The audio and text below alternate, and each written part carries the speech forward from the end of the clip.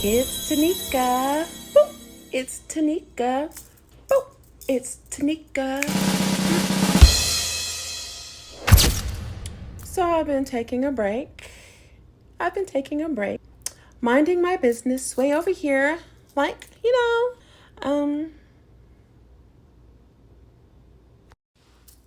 It's been a time of tremendous retrospection and just me considering how I want to end the year. You know what I mean? Like, how do you nightcap the year? Like, do you want some coffee? For some coffee? You know? No. But there are some things that I want to release and leave here, right here. I want to leave it here and not return to it. So I find that every time I even consider, when I even start thinking about going back to something, it never fails. The show starts all over like, okay, lesson, I got you. You got me and I got you. Okay, you know what I mean? Yeah. So one of the things that kind of quieted me for a minute is I'm clearing out stuff from my phone, and because I haven't had a backup in so long. Aww. And in order for the backup to go down, I have to clear out stuff. And so I'm trying to clear some stuff out, and I come across an old voice message. I didn't realize I even had a voice message from this person. I'll drink some water. In this voice message, this gentleman proceeded to tell me, and it seemed like he was coming from but this man was trying to save my soul, talking to me about this because we had had a couple of conversations at work. And he was like, Teneca, basically, maybe I'll put the text up here of what he said. But he was like, it's not enough to say that you are familiar with God or know who God is. You cannot enter through the gates without going through the Son and going through the Father. And so I told him that I was raised on those spiritual religious facts. I was raised on that. And so, but the thing that kind of got me is heavy conviction that comes from people who would call themselves Christians. And they don't even know me. You don't know what you're trying to save. You don't know where I stand spiritually. And just because I don't limit myself to the teachings in the Bible or the Quran or the Talmud or any other spiritual book or any other spiritual practice, that it doesn't mean that I'm not in touch with myself spiritually, that I'm not in touch and in tuned with who all and what all makes up God, what exactly God is. We had gotten into several discussions about, he asked me, I don't even want to say that because I feel like that would be exploiting. I'm going to stop just for a second. So my response to him in person with why I was no longer a traditional Christian the way that I was raised to be is because my understanding and my knowledge of the Bible had expanded beyond what I was taught as a child, what I've been looking at and being taught even as an adult. It doesn't mean it's like me going past the school that's in my school district and going to another school that they have a very similar curriculum, but there's more information. It's a higher standard of learning and understanding that you pick up when you step outside of the box that maybe, you're wherever you're restricted to. And so it's like, and I encourage that in everyone. Once I come to understand, first of all, that the Apocrypha was extracted from the Bible, I was already thinking about, well, why would you do that if it's all from God? Why would you do that if God is the author of all of it? Or God influenced the hearts and the pens of all of the authors in the Bible? Like, what's the point in taking those other books out? I used to think that the Dead Sea Scrolls was the Apocrypha, and it's not the Apocrypha. And that's what I'm saying.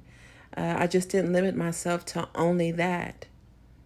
And once I did that and just started to try to further and more understand this world, to understand the planet or the plane, the expanse that we all live on, or to understand myself as a creature, a woman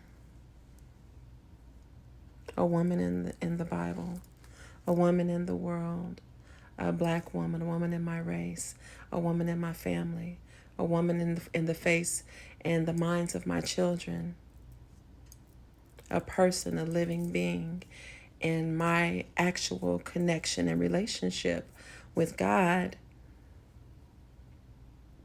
It's like if God made us in God's image, if I were God, I would be flattered, like, okay, of everything that you can lay your hands on in this place and touch, that you didn't limit yourself to this one book that has been the translation anyway. And then more specifically, as a black woman, the spiritual religion, the religion of the cross is synonymous with a lot of melanated people coming into slavery, black people becoming slaves at the same time that we were introduced to Christianity. I'm not one of those that will debate. Well, all of them didn't come from overseas. All of them, there were some that were right here. Okay. And then when I started to study, like so many of them would try to bring up Adam and Eve. Adam and Eve and Eve's role in the deception, in the illusion and the deception that caused the great sin of her eating of the tree of life and wisdom and sacred knowledge in the Garden of Eden. That whole debate, well, God commanded Adam. He didn't forbid Eve. He didn't give Eve the same speech. We be really talking about that, and no one talks about Lilith. No one talks about Lilith. Who was she? Who was Lilith? I think I'm going to try to drop a link, just like Lilith for Dummies, right? And like some people will get offended because I said that, but then they also have like French for Dummies. You know what I mean? They also have Microsoft Word for Dummies. Like whatever. Okay, don't be offended by it. It's seek ye first, and if you wanna, just dig in and kind of understand, because I definitely did, and I do. I got a lot of understanding. When you're in solitude, that's when you have the time to get in touch with yourself, to get in touch with God. When you may be trying to hold people responsible for your reality. I wasn't around all of my family to say, why did you let this immoral crime, this spiritual and emotional crime happen against me that defiled my body, and you swept it under the rug? I wasn't in a place as an adult. Like as soon as I became an adult, I eloped, got married, and went overseas, right? But had I stayed in the States, I would have been trying to hold some people responsible. You're going to talk to me. You're going to tell me. I'm so thankful for the time and solitude that I had, where I got to see the bigger picture. And that in and of itself is a gift. That's freedom. That's mental, emotional, and spiritual freedom. That my justice doesn't come from another being that, bleeds just like I do. They have flesh just like I do. They drink water just like I do. They pass gas just like I do. I'm not passing gas, I'm just being funny. Okay.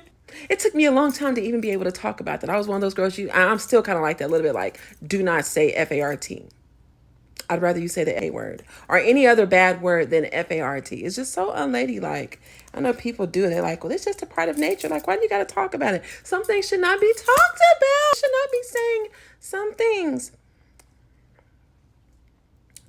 Okay, that's all on that part. Okay, that's all. Anyway, I just started to kind of talk to God, and I was holding God responsible. I was like, why did you let this happen? Why is there such focus on liberating and clearing the guilty conscience of the murderer, or pardoning and forgiving the thief, and in the same place there's somehow justice for the victim of any of those crimes? That we are being cautioned, encouraged / cautioned about turning the other cheek and putting it out of our minds like God does. When we confess our sins and our sins are forgiven, that those crimes is like they never existed. The God somehow makes himself forget about them just so that you can have a guilt-free conscience, and be pardoned from things that you've done wrong. I wanted to really understand and not like the watered down understanding. And the more I asked for the understanding spiritually, first of all, it led me to go and actually get some therapy and get some help for myself, because I didn't want to show up wounded like that in my marriage when I was just 18 and he was 19. And I'm so grateful that it was what he said it was going to be. He was always gone. I was always by myself. And so I had that time to do that. I remember when I had the second wave of that, when my children went to go and live with their father. I'm so proud of him, by the way, for that. Like, he had done a tour in Korea, and then he had gone to Iraq. And I want to say Old Persian. He had gone, that's 2 years in a row. And so when he came back, he asked, he was like, hey, I want to try them for the summer, but then I want to try them for a school year and just see how it goes. Okay. I was struggling like a mofo. I had just gotten laid off from a major corporation. I was like, please come and get them. I need the help. You want to try? And just because we didn't do our thing as a, husband and wife, as a father, I couldn't take anything from him. My children loved him. They love him, or they loved him. He loved them. So anyway, during the time that my babies were gone, the evolution of me, I got to pick that back up. And so I started, like a lot of people that are in their 20s, when we get like an unusual amount of free time on our hands. all I have to do now, I'm not managing 3 children myself in the household and the job and paying all the bills by myself. I'm only have myself to worry about now. The silence on the first few nights after they left to stay with him after the summer break was deafening. Like, that sounds so cliche. Very best that I could come up with to describe what that was. But and I went through my depression. I went through feeling worthless. Like, I guess that's all I am now. I've just become their mom. And I wrote music and songs. I gave it to this one lady, Miss Tammy, has several cassettes. I expressed, I wanted to not live for a while. I was so sad, the despair, and because now I have the time to focus on myself. It's kind of like what happened whenever everyone got a certain virus in the 2020 area time frame. It's quiet now. So now, and there's not the distraction. We didn't have social media the way that we have it now. I think back then we had MySpace. This is before the time of Facebook and Instagram and all that. So let me see, what did I do first? I learned about animated pornography. Don't tell anybody I said that. Again, I was in my 20s. I don't indulge in pornography at all now. And I'm not discouraging people that do. Just do whatever you're going to do at a very healthy pace. Love yourself enough to know if you have a problem. That's all. Okay, so enough of that. I'm not your therapist, you know what I mean? I encourage you to get one if you think you need one, though. But anyway, and then I came across this YouTube channel called Spirit Science. Okay, so sidebar, even though I put these other pictures and images in here, yes, I used those back between 2006 and 2008, but look at all the other stuff that came up that I didn't even ask for. Like, you trying to tell me something, system? YouTube? Google? I may not have been looking, but I'm sure paying attention. Our history is not what we think. Now I think it's been renamed to, I think they call it the story of humans. I'll post it somewhere here. I'll probably cover my face and show you what I'm talking about. It was life-changing. And then they had this one video about water. Oh my God. When I learned about that. Now see, I love animated things. So I'm a huge anime fan, but anything animated, I love it. I love it. But it started to open me up to the world of spirituality. Because I was like, when I go to church, back when I was going to church, I was like, I, throughout the year, those people that go to like Bible study and prayer meeting, like I was going to church several times a week. And so what we typically would do during the week for the whole 52 weeks of the year is every Wednesday during Bible study and prayer meeting, we were going and reading the Bible from front to back, starting in Genesis chapter 1, verse 1. So after doing that at that point, I'm 25, 26. No, I was 30. I was 30 by that time. But yeah, I'm not saying like I know the Bible and I know this. My father was a minister and we all had roles in the church. That's not the point. I took seriously my study. And when my friends and other family members, cousins and stuff, they were going out and playing sports and doing a whole bunch of other stuff, I had the leaders in the church that would come and pick me and my sisters up and take us to church. We were not just going on. There are some people that we only saw them at church on Sundays. We were going Wednesday, Thursday, Saturday, Sunday. Wednesday, Thursday, Saturday, and Sunday. That's it. So there's a lot to be done when you are active. You're not just sitting in the pew. Not shaming any of the people that go just to be fed and they're just there to fellowship and to learn, like we're all supposed to be doing. All Christians. I mean, but it's anyway. It's a conscious rant. Ow. Okay, I be ranting. Just a second. Okay, I'm gonna come back to this. Anyway, so I just found myself just yearning for more understanding. I was like, I've already read. I know all of the stories.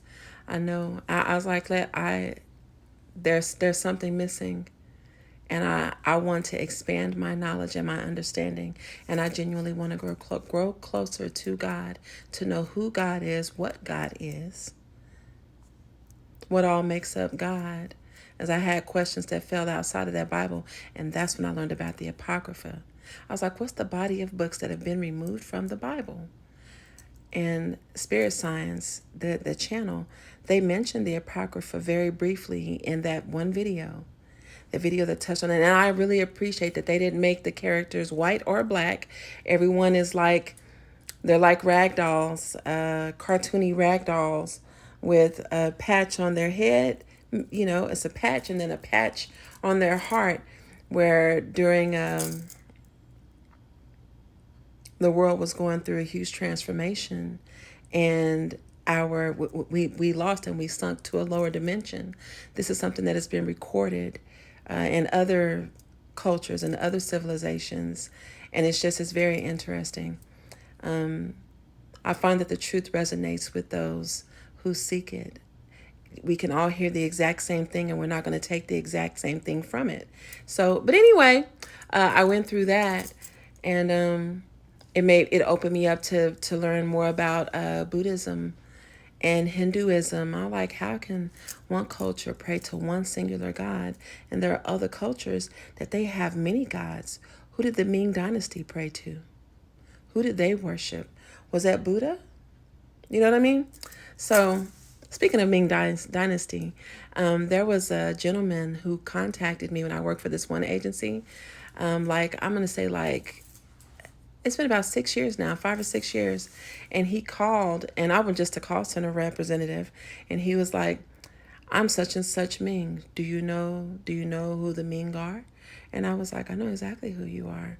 I'm honored to speak with you because I had never spoken to anyone else of Ming descent. Anyway, that's a whole nother scene. Now I'm going to be looking up stuff about the Ming Dynasty to share with you, okay? And some people would be like, yeah, you can look all that stuff up, but what do you know about yourself, the knowledge of self?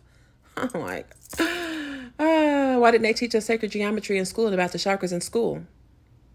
Or about the true history of the country that we live in and everything that actually had to happen to set this corporation up. Now I sound like a conspiracy theorist, and I'm not. But isn't even the people that do read the Bible and all the spiritual texts, are they also considered conspiracy theorists? Because what's been proven? Okay, so on the subject, but off the subject, Then I found myself, now I know that these communications and what's being communicated is coming ancestrally, right? So the ancestors do communicate with some of us, those of us who are actually receptive. You're receptive. Do you fast? Do you meditate? Do you do you speak and think and move with intention?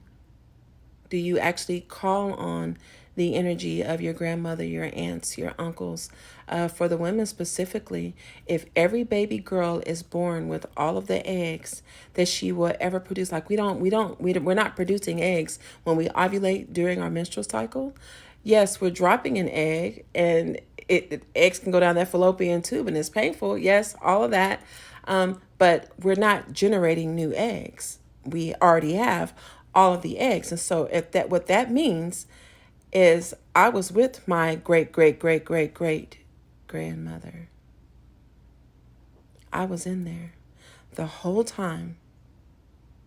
The whole time in my life, I have pieces of them that's ingrained in me and on me. Their positive attributes and their negative attributes, their triumphs and their victories, and their struggles and their failures. I'm a product of all of it. When you know something like that, for me to come into that understanding in my 20s, I'm grateful that I got that in my 20s. It makes you move differently. It's like I can't let myself be a woman that would stab another woman in the back. Do I come from women that do that? Will I produce women that do that?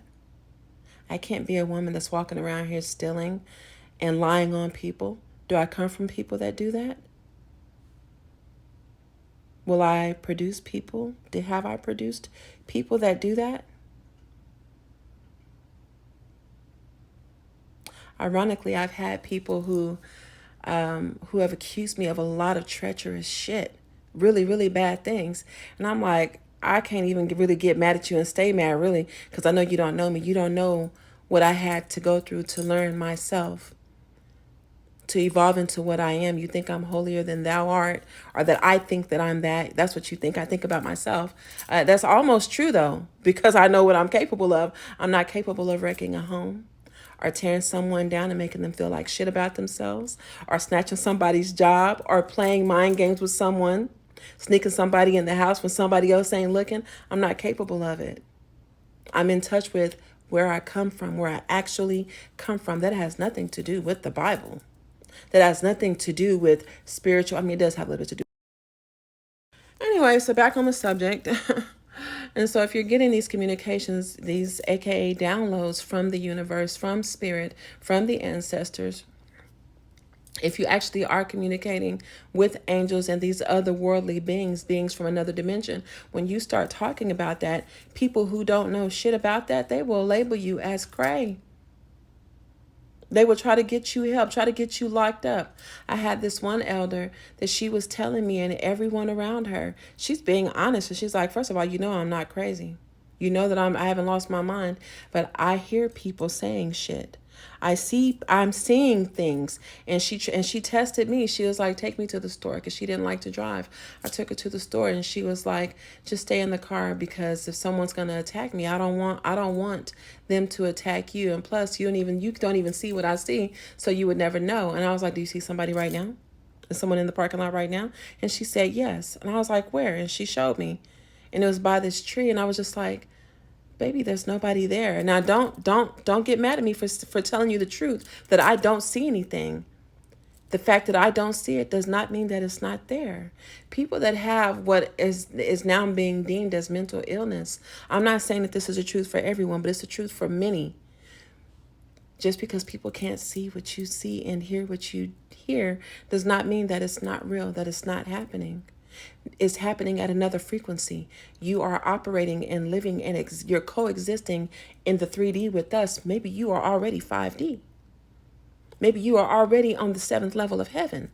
You are already somewhere else. You are truly spiritually inclined, and there's a reason why you're hearing and seeing this shit. If you're not feeling threatened, why aren't you trying to figure out what it is? You're more concerned with people believing you. Be in touch with understanding why it's even happening.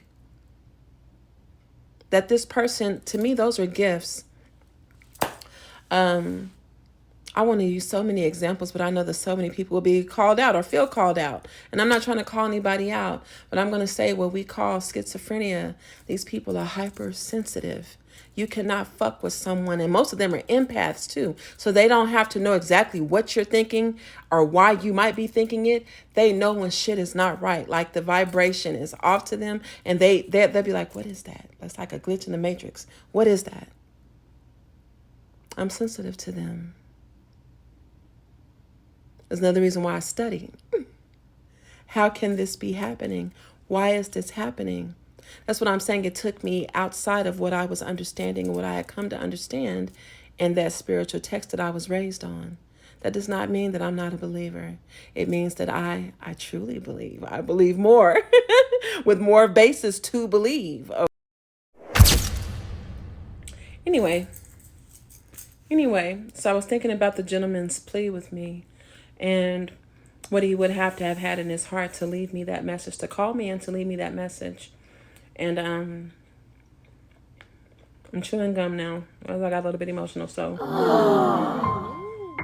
okay, I'm going to stop just a second.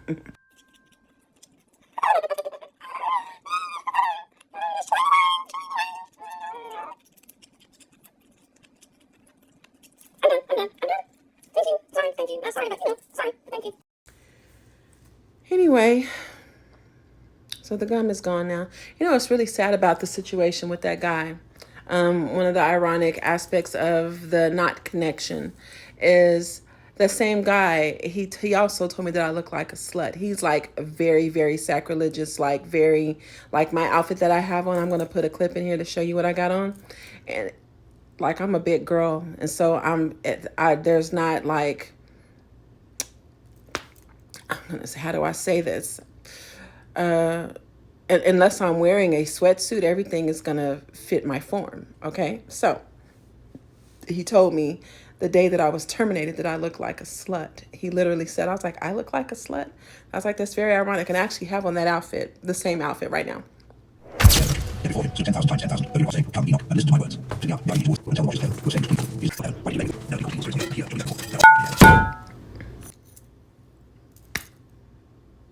I look like a slut. Like, There's nothing slutty about me, ho. anyway, and so, yeah, I called him that. But anyway, but that same guy, he had his part. I only know that this happened after the fact. I mean, I had a hunch. And again, that's why I tell you guys, don't deny your intuition. It's your inner self that's tapped into the source, actual source, that's tapped into the universe, that's tapped into the God, the all-knowing everything. He sees everything, knows everything. I already knew that this is probably what was happening, but someone in their conviction confirmed. A so-called family member, jealous,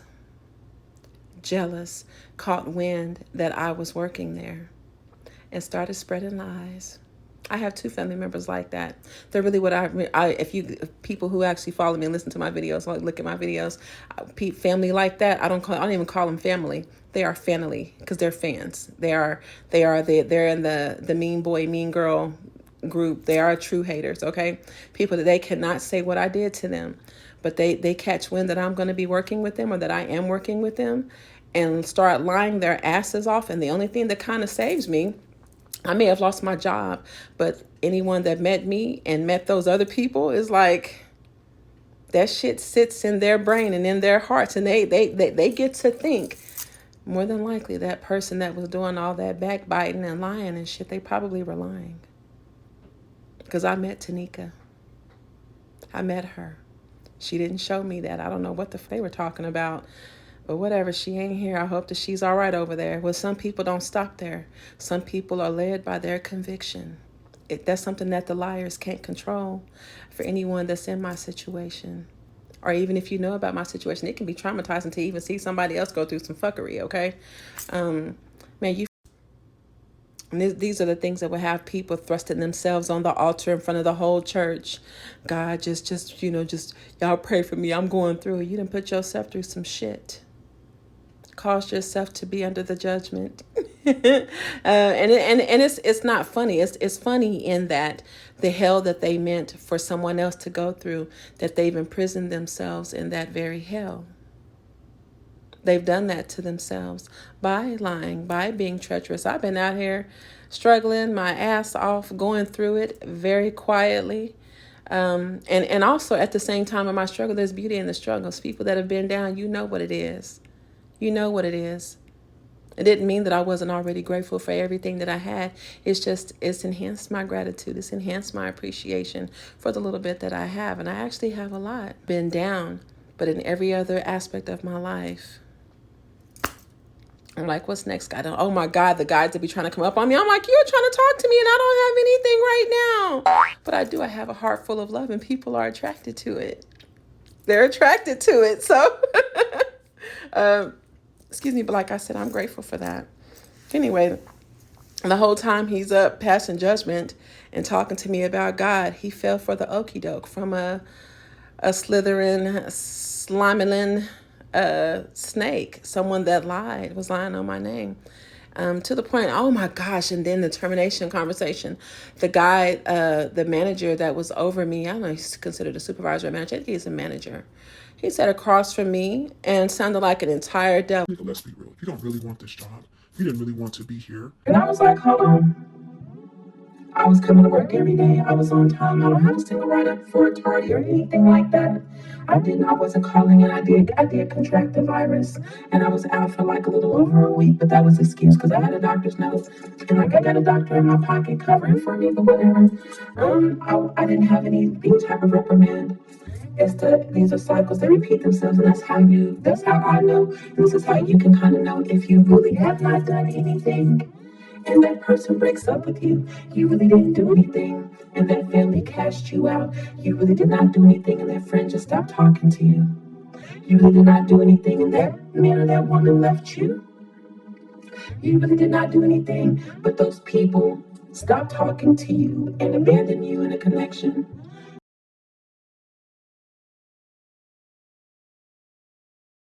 You are probably chosen because those people had an opportunity to do something, just to do the right thing or to leave you alone, and they missed their opportunity to do the right thing. It is hard to be in that position. It is really hard to be in that position. But yeah, that guy sat across from me with his legs crossed, trying to look all demure, and was like, You don't really want to be here. Let's just face it. You were hired to do something else, and you didn't even like the job, and I interrupted. I like, hold on a second. So I'm not being terminated because of poor work performance. No, ma'am. I'm not being terminated because of attendance. No, ma'am. I haven't actually bumped heads and gotten into it with anyone. No, ma'am. You can't actually say what I've done. You don't want to talk about the nepotism, the silent nepotism that's really in this conversation, and people who think that they know me speaking about me, and your duty to me to protect me as an employee. How you felt at that? We're not going to talk about that. He continued. He was like, this was not the end game for you. You're pretty talented. I've seen your resume. You can go out there and find another job. like that. I was like, never mind that I just spent like $200 on clothes so that I could keep this job. But he seriously sat over there. You didn't really want to be here. Let's just face it. I'm like, you sound like you on demon time, boy. He was on demon time. He's not the same person. He's not the same gentleman that sent me that message talking about my soul, like he really cared about my soul. Because some people put themselves up in the pulpit. Some people put themselves in positions above you, or they try to, until they realize that you're not even in the same stratosphere. You're not even in the same universe. Like we're not the same. And as soon as they see that, you must be a witch or a warlock. And I'm like, I've been called a lot of things. I don't care what you call me. Nobody can say, one thing that nobody can say about me is I don't run around lying. There's no one that can say that I lied on them or that I lied to them. Nobody. So then what else is left other than someone else's envy? Someone else's envy. I listened to the message, I'm telling you guys, and I was just like, that is so disingenuous. That's so, I thought that he really, I mean, at first, when I first listened to it, I was like, that's what a Christian is supposed to do. That's what you're supposed to do. No, you tried to plant a seed of guilt and for me to doubt myself and who I am, because when you try to talk to me about God, that I didn't reflect the spiritual whipping into spiritual shape that you had, that he had. Okay, I'm gonna come back to all this. I need to put this down because I'm not trying to shame anyone those who do diligently seek God and they are knee deep, shoulder deep into the word. There's nothing wrong with that. Just save your judgment, lest ye also be judged. That's all. Save your judgment. Okay.